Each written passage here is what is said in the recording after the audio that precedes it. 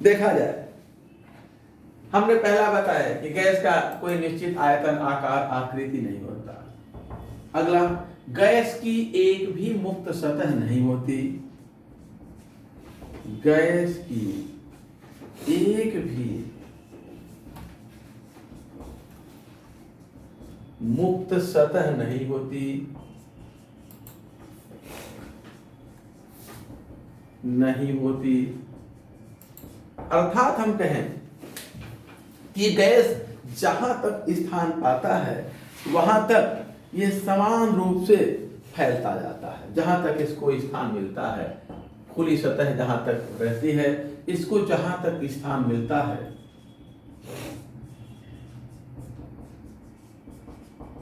स्थान मिलता है,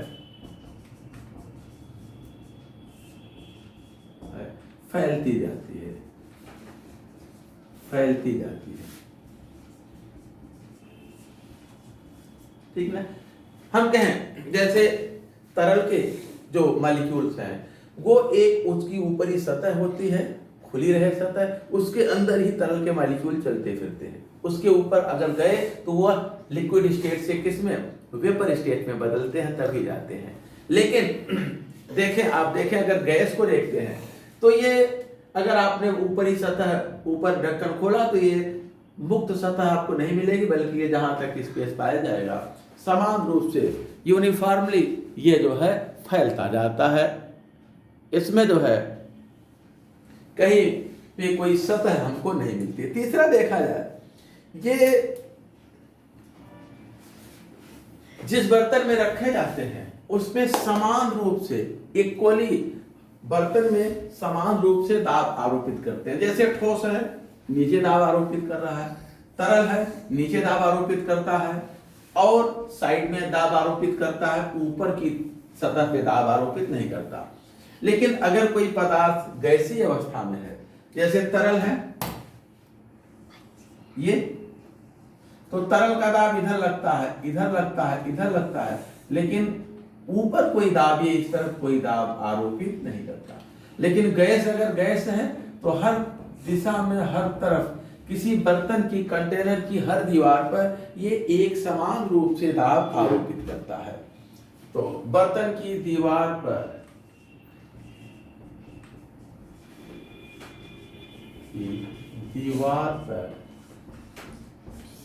समान रूप से दाब आरोपित करता है,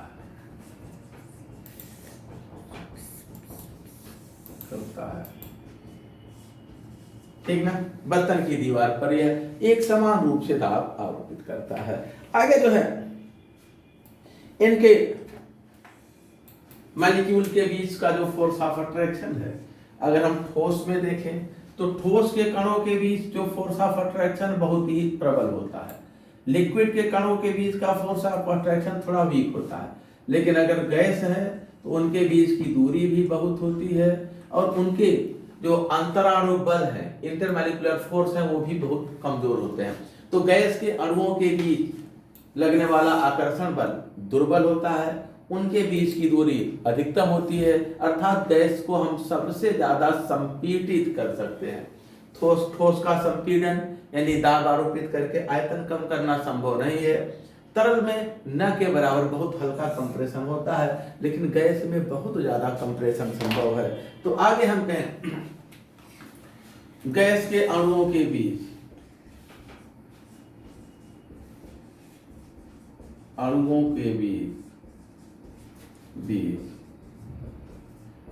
अत्यंत दुर्बल आकर्षण बल कार्य करता है। दुर्बल आकर्षण बल कार्य करता है,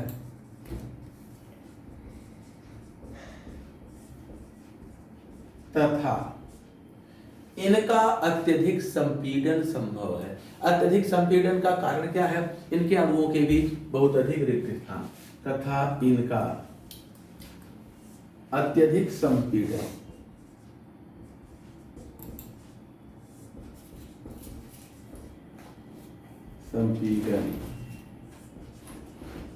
संभव ठीक है, तो ये हम लोगों ने गैसों की कुछ विशेषताएं देखी। अब हम आते हैं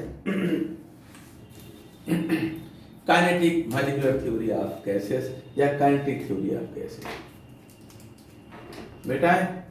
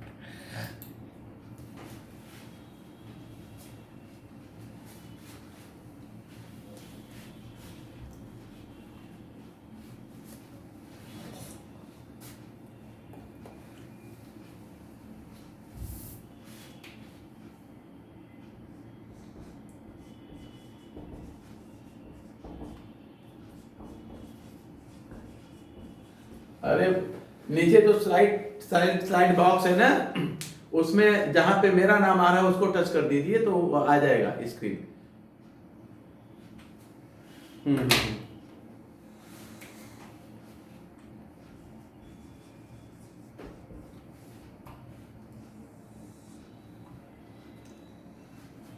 देखा जाए, इसको डी बर्नौली ने 1738 में दिया था। डी बर्नौली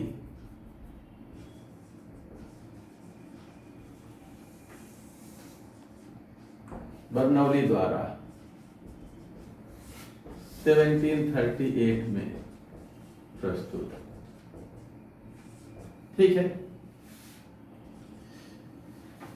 गैसों इस सिद्धांत को जो है गैसीय व्यवहार की व्याख्या करने के लिए बर्नौली द्वारा दिए गए सिद्धांत को हम kinetic molecular theory of gases, गैसों का अणुगत सिद्धांत कहते हैं। ऐसा इसलिए कि इस सिद्धांत में यह माना गया है कि गैसें अत्यंत छोटे कणों से मिलकर बनी हैं, अर्थात अणुओं से मिलकर बनी हैं, तथा अणु सदैव गतिशील होते हैं, मॉलिक्यूल ऑलवेज मोशन में होते हैं। इसलिए हम इसको kinetic molecular theory of gases कहते हैं। ठीक है, गैसों के व्यवहार की व्याख्या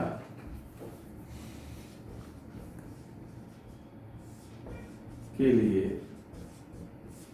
प्रस्तुत इस सिद्धांत में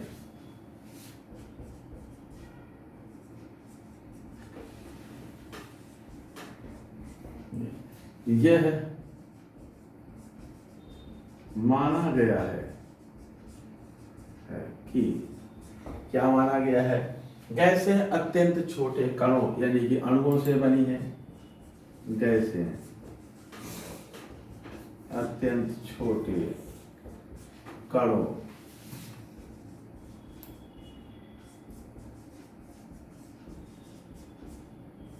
अणुओं से मिलकर बनी है,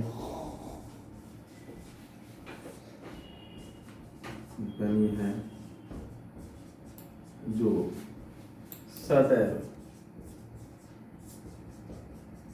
गतिशील रहते हैं।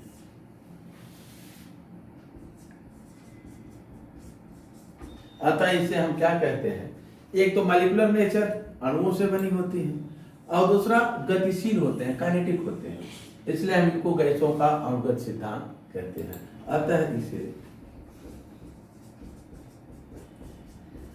गैसों का अणुगत सिद्धांत कहते हैं, अणुगत सिद्धांत कहते हैं। ठीक है ना, नाम जो है गैसों का अणुगत सिद्धांत क्यों रखा गया, क्योंकि बर्नौली ने जो मॉडल प्रस्तुत किया है, जो सिद्धांत प्रस्तुत किया गैसों के व्यवहार की व्याख्या के लिए, उसमें इन्होंने यह माना है कि गैसें अत्यंत छोटे कणों से मिलकर बनी है और ये कण जो है सदैव गतिशील होते हैं। ये कण सदैव गतिशील होते हैं, इसलिए हम इस सिद्धांत को गैसों का अणुगति सिद्धांत के नाम से जानते हैं। तो गैसों का अणुगत सिद्धांत इसे इसलिए कहा जाता है। अब देखा जाए आगे, यह सिद्धांत जिन अवधारणाओं पर आधारित है, जिन एजम्पशंस पर बेस्ड है, हम उनको वन बाय वन देखते हैं। यह सिद्धांत जो है जिन अवधारणाओं पर आधारित है उनको देखा जाए। तो आगे देखते हैं गैसों का अणुगत सिद्धांत किन अवधारणाओं पर आधारित है। मिटा दे। यह सिद्धांत निम्नलिखित अवधारणाओं पर आधारित है। देखा जाए, यह सिद्धांत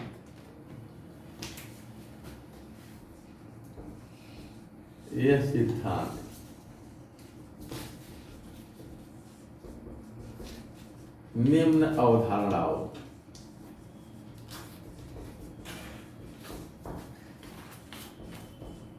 पर आधारित है।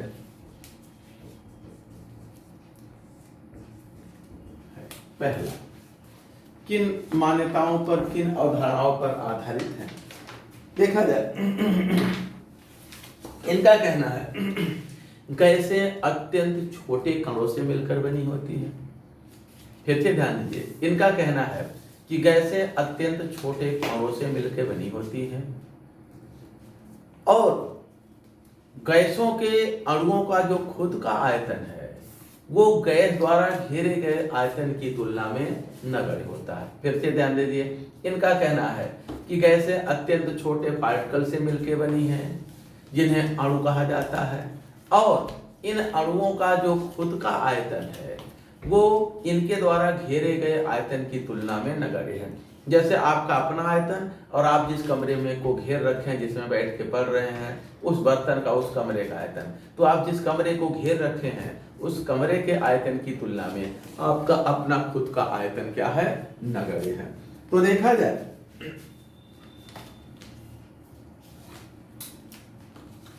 पहला इनका कहना है गैसें अत्यंत छोटे कणों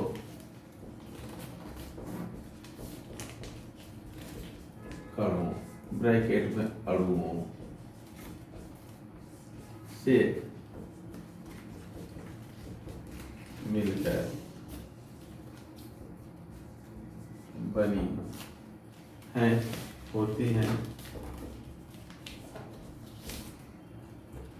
जिनका अपना खुद का आयतन,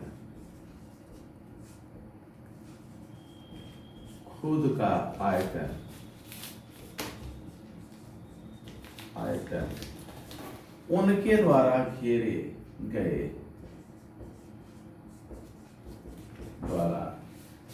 गए आयतन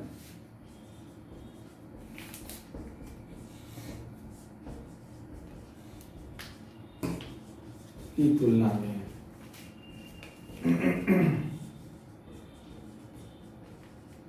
नगण्य होता है।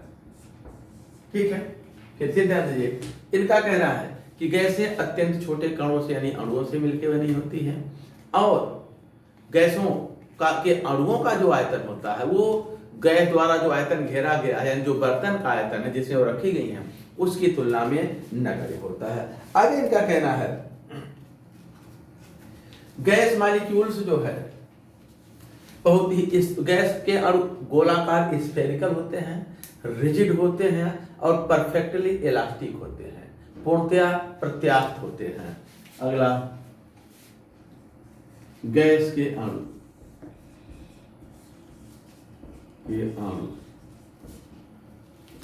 रिजिड दृढ़ होते हैं, गोलाकार होते हैं तथा पूर्ण प्रत्यास्थ होते हैं।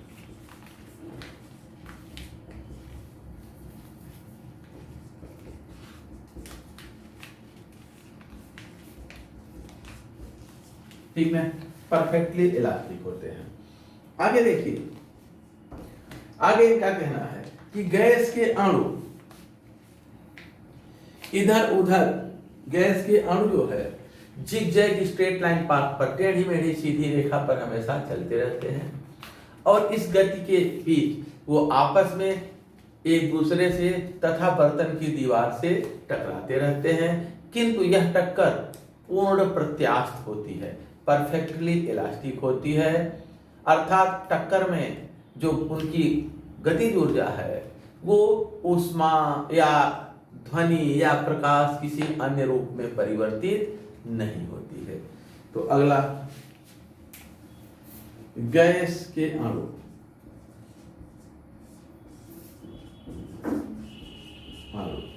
सदैव जिगजैग स्ट्रेट लाइन पाथ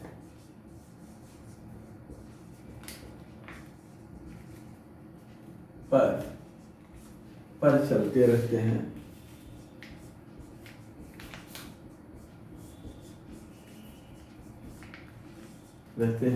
तथा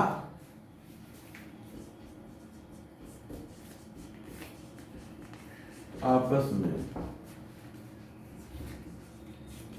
एक दूसरे से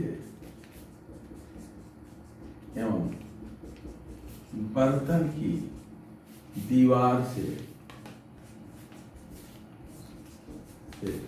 टकराते रहते हैं।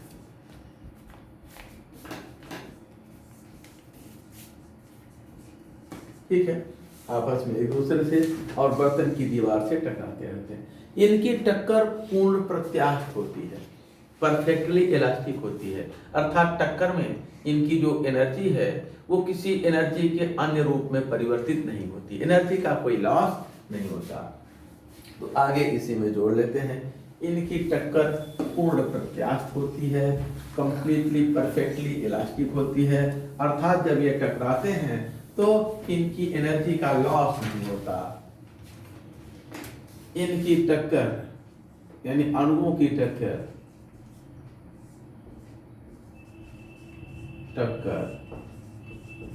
पूर्ण प्रत्यास्थ होती है, परफेक्टली इलास्टिक होती है तथा टक्कर में ऊर्जा का किसी अन्य रूप में परिवर्तन नहीं होता। ऊष्मा, प्रकाश, ध्वनि आदि में परिवर्तन नहीं होता है। इनमें किसी भी प्रकार का परिवर्तन नहीं होता है। आगे जो है देखा जाए, आगे इनका कहना है कि अणुओं के बीच किसी भी प्रकार का आकर्षण बल कार्य नहीं करता है, इनकी गति एक दूसरे की उपस्थिति से प्रभावित नहीं होती है, स्वतंत्र होकर के ये चलते हैं। तो आगे देखा जाए, इनका कहना है कि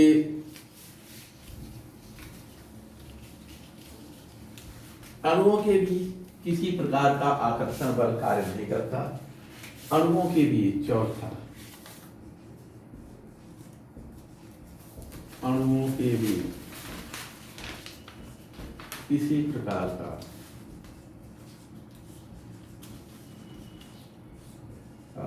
आकर्षण बल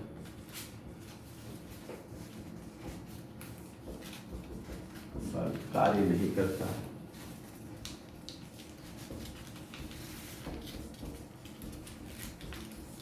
तथा इनकी जो गति है वो अन्य अणुओं की उपस्थिति से प्रभावित नहीं होती। इनकी गति यानी ये स्वतंत्र होकर गति करते हैं। इनकी गति पर अन्य अणुओं की गति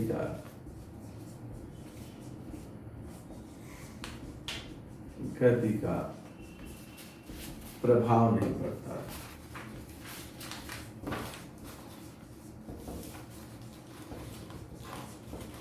ठीक है, इनकी गति पर यानी एक दूसरे से स्वतंत्र होकर के हर दिशा में ये चलते रहते हैं अन्य अणुओं की उपस्थिति का इनके गति पर कोई प्रभाव नहीं पड़ता है। आगे देखा जाए, आगे हम कहें कि इन पर गति के जितने नियम हैं, तो क्लासिकल लॉ ऑफ मोशन है, न्यूटन की गति का द्वितीय नियम, ये सब जितने भी हैं वो इन पे एज सच लागू होते हैं। लेकिन इसके पहले हम कहें कि बर्तन गैस का जो दाब होता है वो गैस के अणुओं की बर्तन की दीवार पर होने वाली टक्कर के कारण होता है। इस पॉइंट को नोट कर लीजिए। समय समाप्त हो रहा है, आज सारे पॉइंट खत्म नहीं हो पाएंगे, मुझे लगा खत्म हो जाएंगे लेकिन बच गए। चलिए अगला पॉइंट, फिर एक दो और बचे हैं जंक्शन, उनको कल दिखा देंगे। गैस का जो दाब है, दाब उनके अणुओं की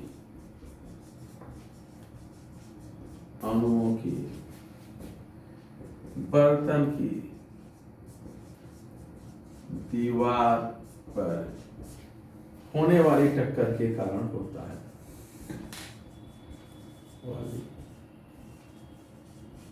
टक्कर के कारण होता है, ठीक ना। अभी एक दो जंक्शंस और बचे हैं, लेकिन अब हम लोगों का समय समाप्त होता है। आज इसी पे क्लास रोकते हैं, इसके आगे कंटिन्यूटी में क्लास कल रखेंगे, ठीक है।